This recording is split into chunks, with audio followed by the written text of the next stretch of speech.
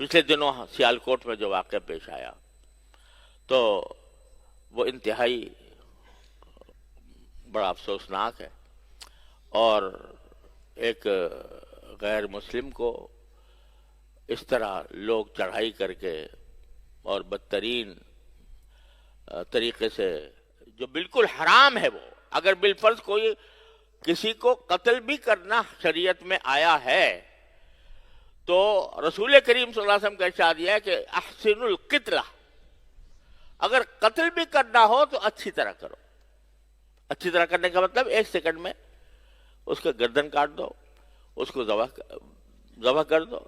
گردن سے ذبح کرنا سب سے آسان طریقہ ہوتا ہے قتل کا، وہ کر دو۔ لیکن اس کو بری طریقے سے قتل کرنا، یہ ایک جس کے ذمے قتل فرض ہو گیا اس کے لیے بھی جائز نہیں۔ اور کسی کے لیے یہ بھی حکم ہے کہ یہ شخص، یہ سارے اگر فرض کرو کوئی قتل کا مستحق ہے بھی تو ہر آدمی کا کام نہیں ہے کہ اس کو قتل کر دے، وہ عدالت کے ذریعے ہونا چاہیے، وہ ریاست کی ذمہ داری ہے، عوام کا کام نہیں ہے کہ وہ قتل کرتے پھریں۔ بس افسوس یہ ہے کہ ہماری عدالتیں ہی ناکارہ ہو گئی ہیں، اور اس میں ان کو جو حقیقی طور پر جو سزا پانے کا مستحق ہے اس کو بھی آزاد کر دیا جاتا ہے، اور دل میں یہ خوف بیٹھا ہوا ہے کہ اگر توہین رسالت کے کسی مجرم کو ہم نے سزا دے دی تو ہمیں مغرب کیا کہے گا۔ ارے بھائی، جب تک تم ان سے ڈرتے رہو گے اور جب تک تم ان کا بوجھ اپنے دماغ پر رکھو گے کہ ان کو راضی کرنا ہے تو اس وقت تک کبھی تمہیں فلاح نصیب نہیں ہو سکتی۔ ایک ہمارے ہاں شاعر سے مشہور اسد ملتانی مرحوم، بہت پیارا شعر انہوں نے کہا کہ ہنسے جانے سے جب تک تم ڈرو گے، ہنسے جانے سے جب تک تم ڈرو گے زمانہ تم پہ ہنستا ہی رہے گا۔ آج آپ ان کے ڈر سے اور ان سے مرعوب ہو کر آپ اپنے ایسے کام کرتے ہو کہ جی بخل، ارے بندے خدا، تم نے سر سے لے کر پاؤں تک ان کی نقالی کر کے دیکھ لی، کون سا کام ایسا ہے جو تم نے ان کو راضی کرنے کے لیے ہی کیا ہو؟ ان کی تہذیب، ان کی معاشرت، ان کے افکار، ان کا حلیہ، ان کا لباس، ان کا چہرہ، سب کچھ ان جیسا بنا لیا، پھر بھی روز پٹائی ہوتی ہے تمہاری۔ ہنسے جانے سے جب تک تم ڈرو گے زمانہ تم پہ ہنستا ہی رہے گا۔ کسی کا آستاں اونچا ہے اتنا کہ سر جھک کر بھی اونچا ہی رہے گا۔ نبی کریم سرورت عالم صلی اللہ علیہ وسلم کا آستان اتنا اونچا ہے کہ سر جھکاؤ گے تو بھی سر اونچا رہے گا تمہارا، اور دوسروں کی نقالی کا یہ حال ہوگا۔ اس کی وجہ سے ہمارے دلوں میں انسان ہے، اس کے دل میں اگر اس کے کسی کو پتہ چلے کہ رسول کریم سرورت عالم صلی اللہ علیہ وسلم کی اس نے اہانت کی ہے العیاذ باللہ، تو اس کا جذبہ تو امڑے گا، لیکن اس طرح نہیں کہ جذبہ امڑے اور اللہ کے رسول کے حکم کو پامال کر دو۔ وہ کام بھی پھر اس طرح کرو جس طرح رسول اللہ صلی اللہ علیہ وسلم نے کر کے کیا یا کروایا۔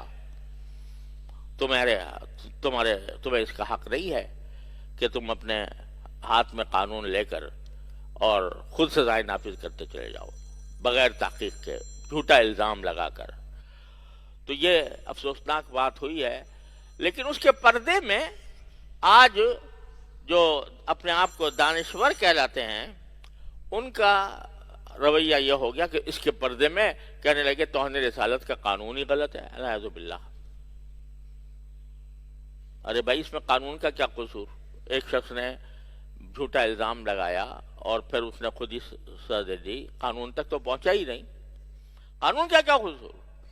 نبی کریم صلی اللہ علیہ وسلم کی اہانت سے بڑا جرم اس کائنات میں کوئی اور ہو نہیں سکتا، اس لیے قانون توہین رسالت کا اس سے کوئی تعلق نہیں۔ اب یہ اس طرح کا پروپیگنڈا مغرب سے پہلے خود ہمارے مغرب زدہ دانشور کہلانے والے انہوں نے شروع کر دیا۔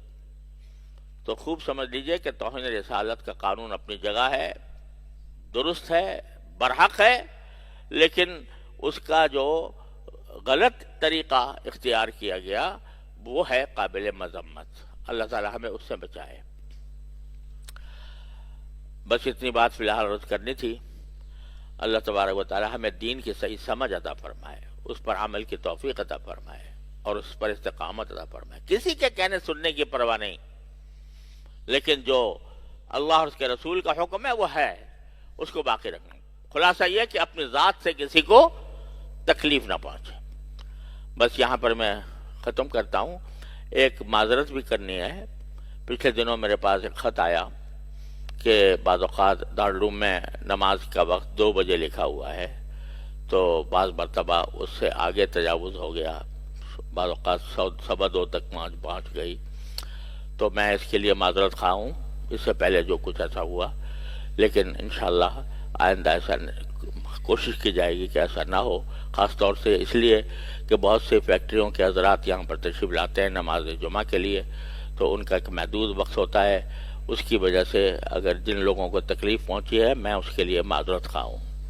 البتہ ایک بات واضح کرنا چاہتا ہوں کہ نماز کا جو وقت لکھا ہوا ہے 2 بجے، تو نماز کا مطلب ہے خطبہ، اس لیے کہ جمعہ کی نماز بغیر خطبے کے مکمل نہیں ہوتی، ادھوری ہے، جمعہ ہوتا ہی نہیں بغیر خطبے کے۔ لہذا نماز جمعہ کے معنی ہے خطبہ جمعہ، عربی خطبہ، وہ 2 بجے تک شروع ہو جانا لازمی ہے۔ انشاءاللہ آئندہ اس کا خیال رکھا جائے گا۔ اگر کچھ حضرات کو یہ خیال ہو کہ 2 بجے کا مطلب نماز جمعہ